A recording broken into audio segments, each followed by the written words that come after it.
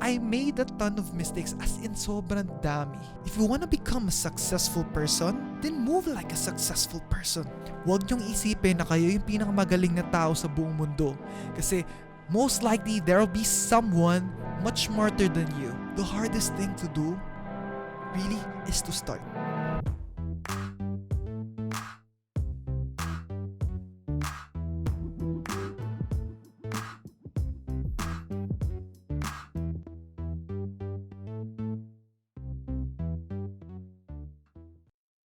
So again, I want to introduce myself.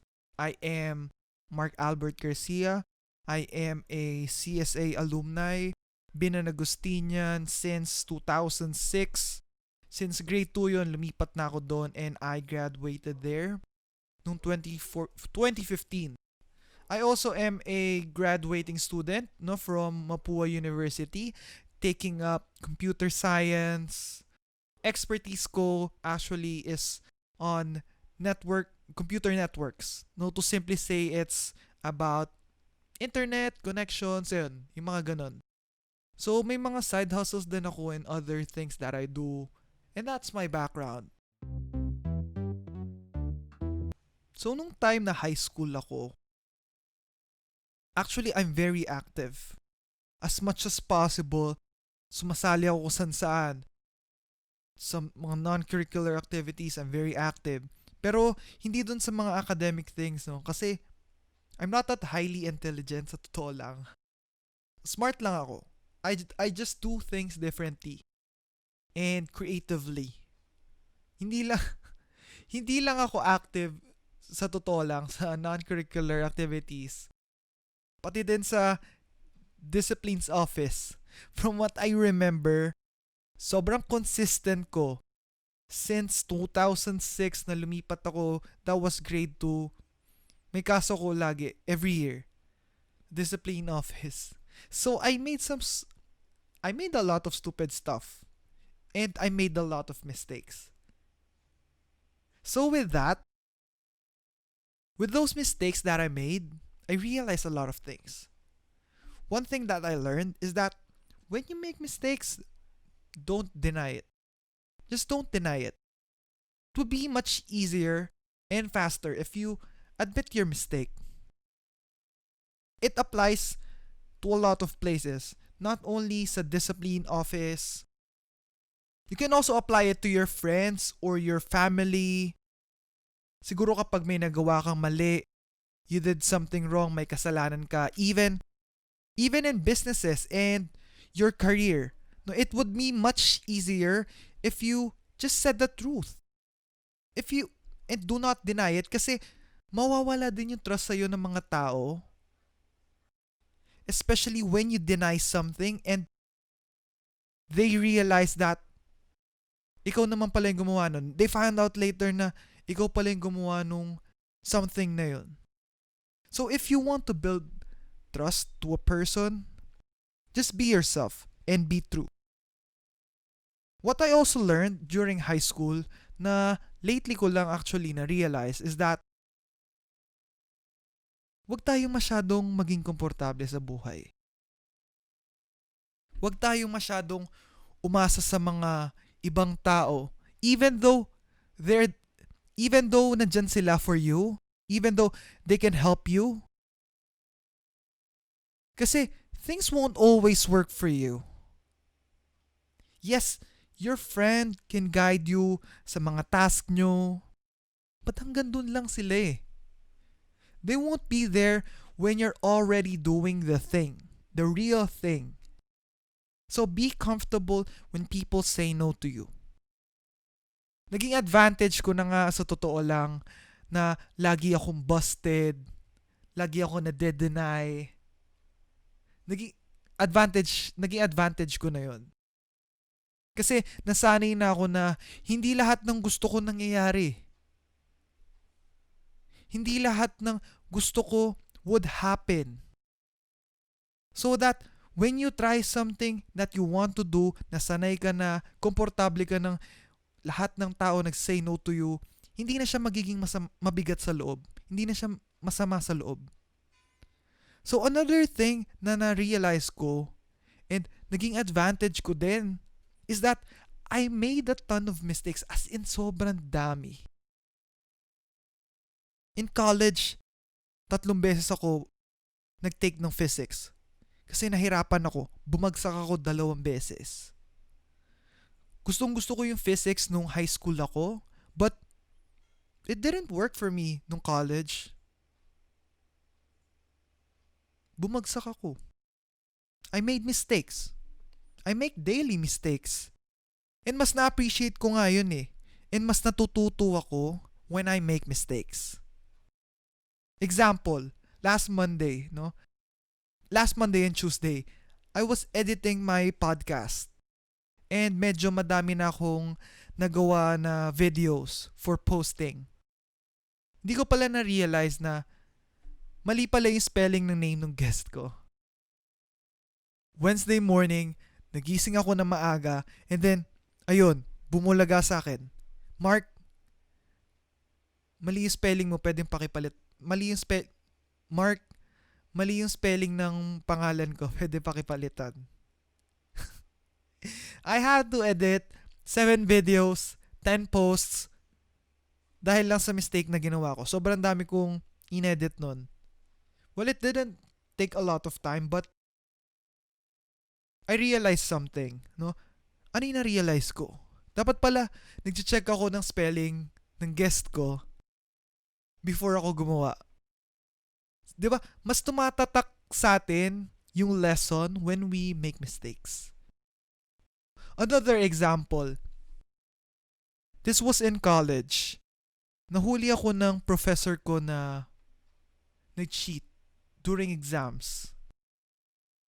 To simply explain the story, may kodigo kaming ni-review before exams and in-expect namin na ayun yung lalabas sa test. So ako namang si magaling, kinabisado ko lang lahat ng sagot. Hindi ko inintindi. By the time na exams na, pagpasa sa amin ng questionnaires, naging iba lahat. Alam pala ng prof namin na may nag-leak. Alam pala ng prof namin na may nag-leak na answers. So ako namang si matalino, alam nyo kung anong ginawa ko? Yung mga sagot pa din sa kodigo yung nalagay ko. That was stupid, no? By the time na chinek ng professor namin yung exams, napansin niya na yung sagot namin was from the leaked answers kasi may copy siya eh. By the way, in college, pag nahuli kang nag-cheat, can be a ground for expulsion. Pwede ako matanggal dahil lang sa di ko inaral yung exam. Dahil lang nag-cheat ako. So, nahuli niya kami and then bumagsak kami sa exam na yon. Kaya ngayon, naging creative na ako. Naging smart na yung approach ko.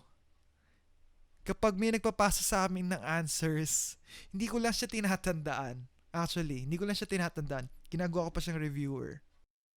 Tinatanong ko ng friends ko, bakit inaaral mo pa yan? Ayun na yung lalabas. Kasi natuto na ako eh. I made a mistake in the past and I learned from it.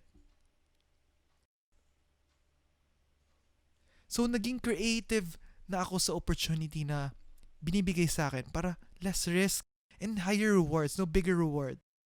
But as much as possible, no, I don't want to recommend this. Huwag nyo akong gagayahin. Aralin nyo yung mga lessons na tinitake nyo kasi that's very important.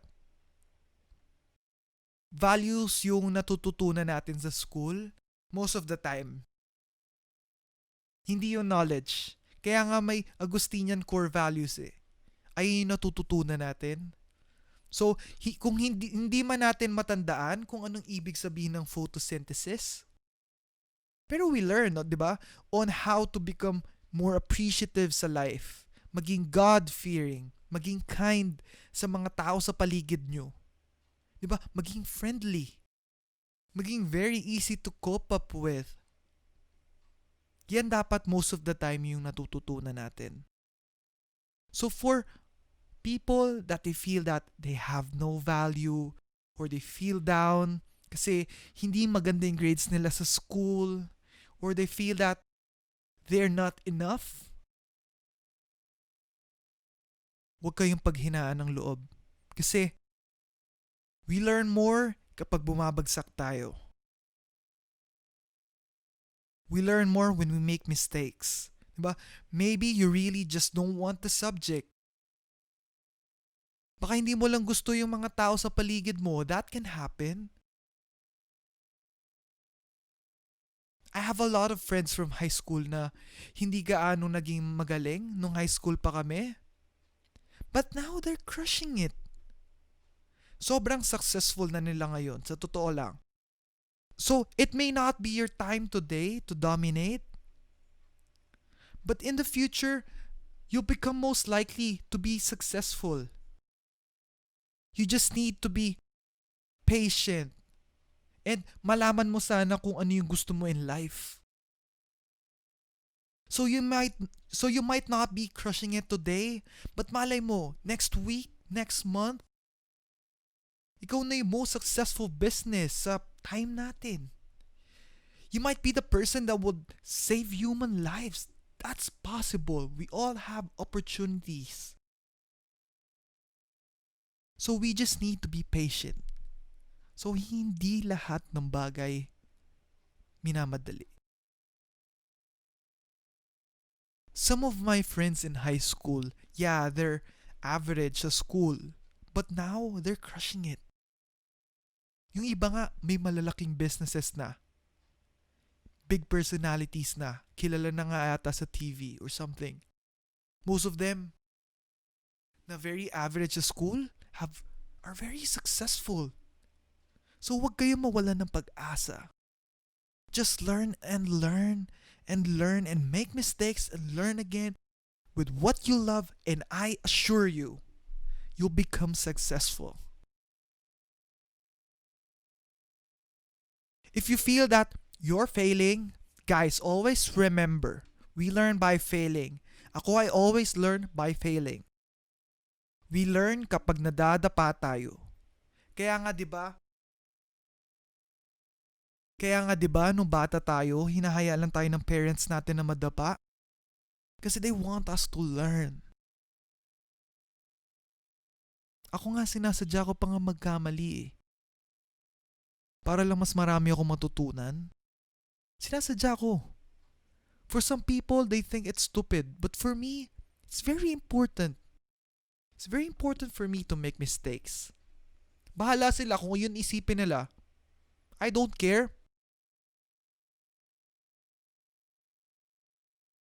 Basta ako, mas natututo ako when I make mistakes. Pag nagkakamali ako. I risk everything just for me to learn something new. Kaya never criticize someone kapag nagkakamali sila. Kasi first of all, we are humans. We all have emotions. Secondly, baka hindi nila alam na nagkamali sila. That's possible. That can happen. Pero iba din yung ibig sabihin na puro mistakes yung ginagawa mo. Even though alam mong mali yun. That can also happen. But it's very different. Magkaiba yun. So back in 2015, so kami yung last na batch before K-12. So hindi na kami nakapag-senior high.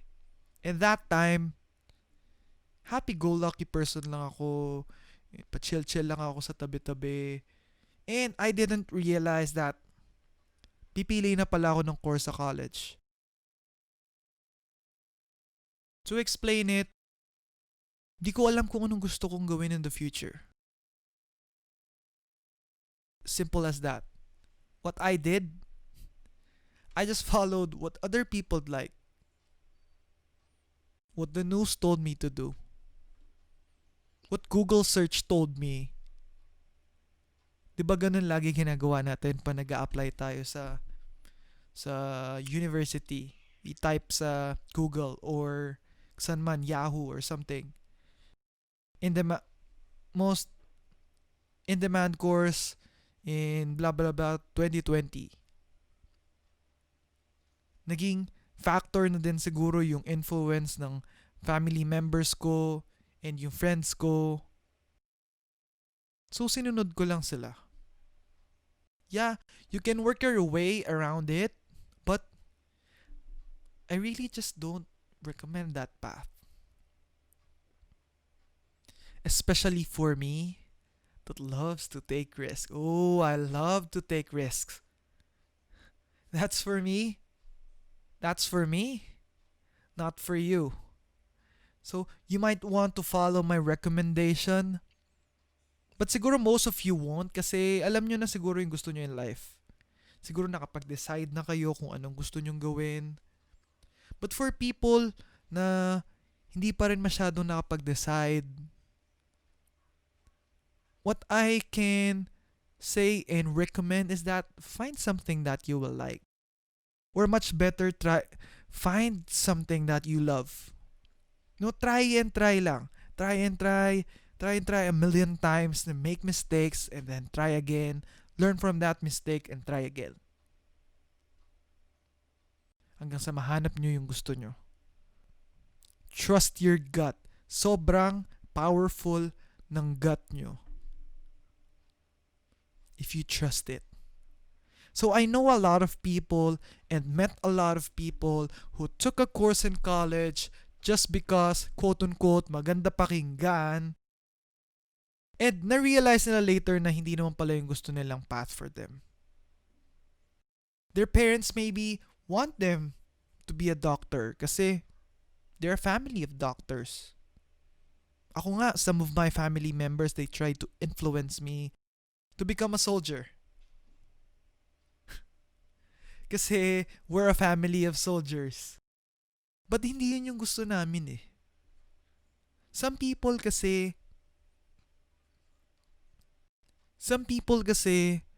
pinipilit nila na magustuhan mo yung sinusubo nila sa'yo. Kahit ayaw nyo naman. So you should be the one making decisions for your own life.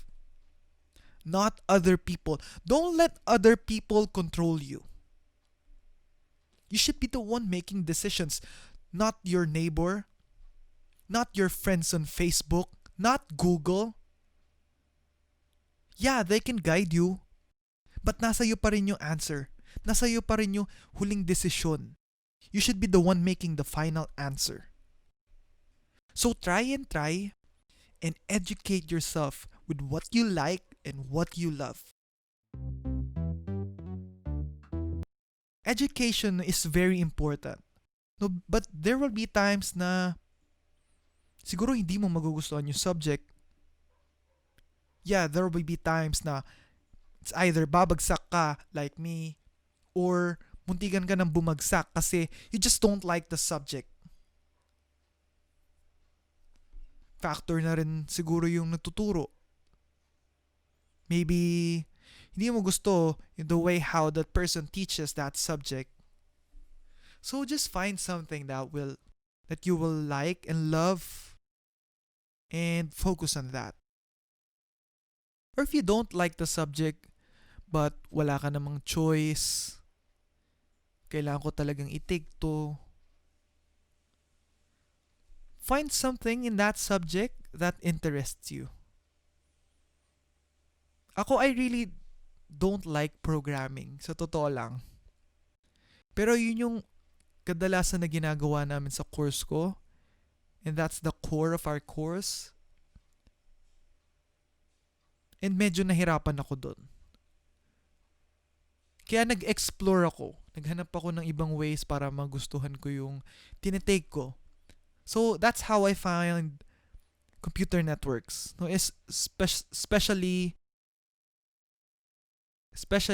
yung Cisco technologies. No, maybe some of you would know what I mean or would understand what I'm meaning. So that became one of my expertise. There might be some people nga na hindi nagka-college. Kasi for them, it's not valuable. Kasi for them, it's not important. Masyadong magastos. And there are some people that I know from other countries that didn't take college just because of student loans. They pursued what they love. They started something and dominated. No, these people, alam na nila yung ginagawa nila, kaya they took the bigger risk. Some of them, they think pa nga na mas risky kumuha ng student loan compared sa mag-start ng business or mag-start ng gusto talaga nilang gawin or whatever they want to do. They would rather start something than taking a loan that's worth 5 to 10 million in Philippine peso that you would pay after your university years. They would rather do a business. They would rather pursue what they love.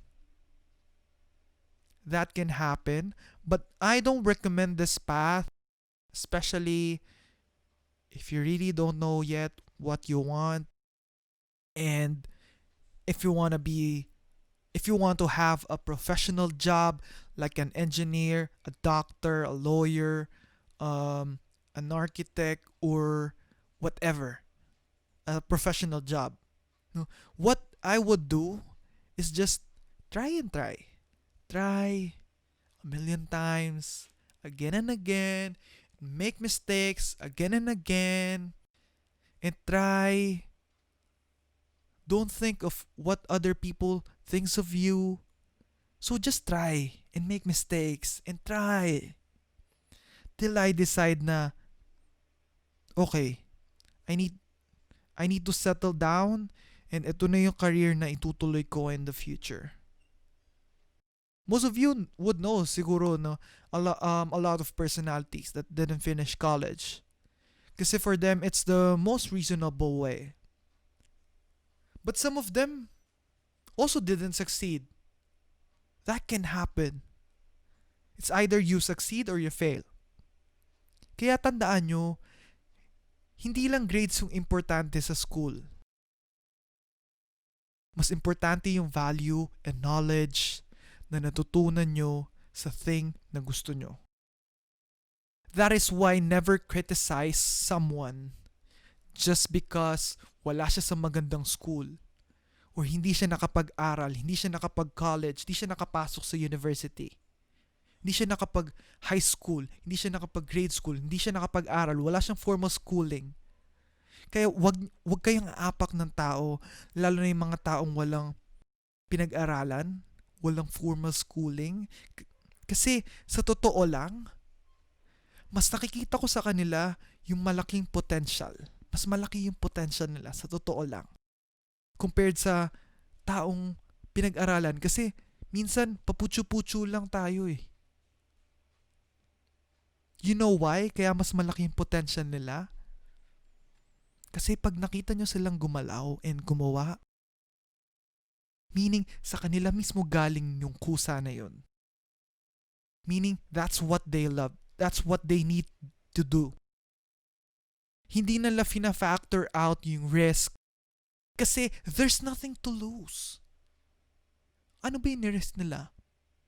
Wala naman masyado eh. Maybe time. Kasi they have nothing to lose. They risk everything. So if they failed and back sila sa square one, mas marami na yung knowledge nila kasi they risk everything to learn. Kaya kayo, huwag niyong isipin na kayo yung pinakamagaling na tao sa buong mundo. Kasi most likely there will be someone much smarter than you. You can be the most intelligent person in the world. Pwedeng ikaw yung pinakamatalinong tao sa buong mundo, but still, a smart person can beat you. They can outsmart you. Think of that. Factor na din siguro yung pagiging overthinker natin. So if you want to start something, Huwag na kayo masyadong magplano ng sobrang detailed, especially if you just don't need it. Hindi na nang masyadong magarang plano kasi ma-hold back ka. Sobrang dami mong detailed plans, you want everything to be perfect, but there's no perfect thing. We cannot be the most perfect, most elaborate person. We make mistakes. We're not perfect. Kaya don't overthink. Ako nga, I started this podcast na walang gaanong plano. Sa totoo lang. Sabi ko sa sarili ko, okay Mark, October 31 ng gabi, you'll record your first episode, edit it as soon as you finish it, and then post it. Tapos. The hardest thing to do, really, is to start. So if you want to do something, just go start it. Wala nang pasikot-sikot, wala nang extravagant planning, just go do it. Kasi sayang yung time nyo. Time is your greatest asset. Tandaan nyo to, I want you guys to understand that time is your greatest asset. Time can be your ally and your enemy. So learn how to prioritize things. Hindi yung puro nonsense lang ginagawa nyo. If you wanna become a successful person, then move like a successful person. Hindi yung habang buhay, puro lang tayo entertainment. Hindi lang yung maghapon, puro lang tayo Netflix. Hindi yung nakaupo lang kayo sofa maghapon. Konting hirap magrereklamo. Konting hirap aayaw na. Susuko na agad.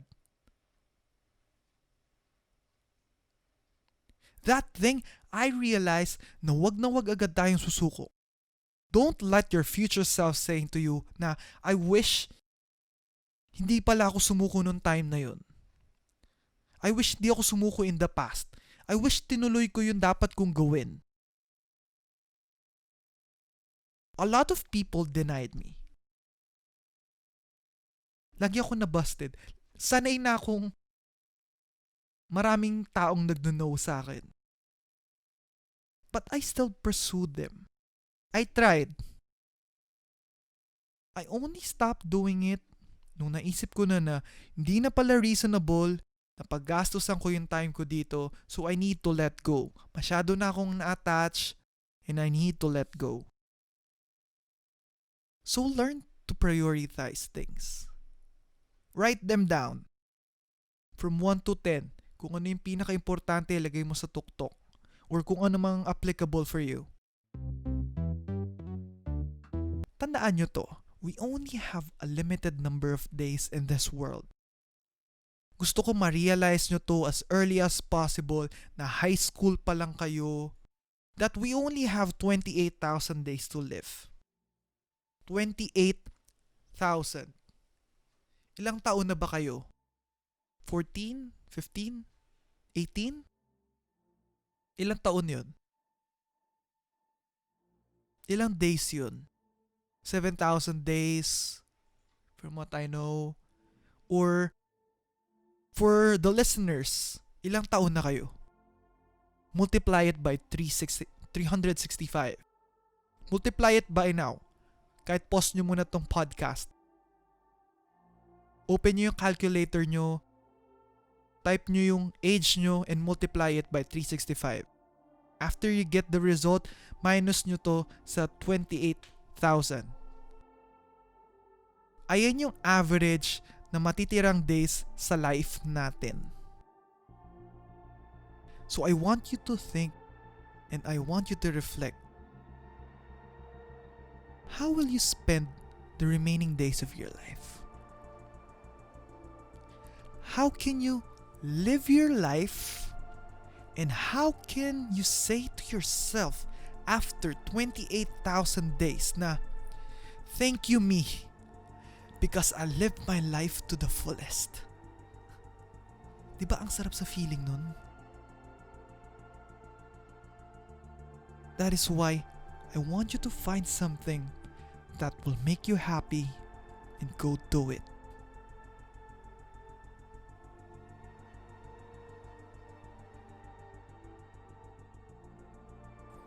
So, hi guys.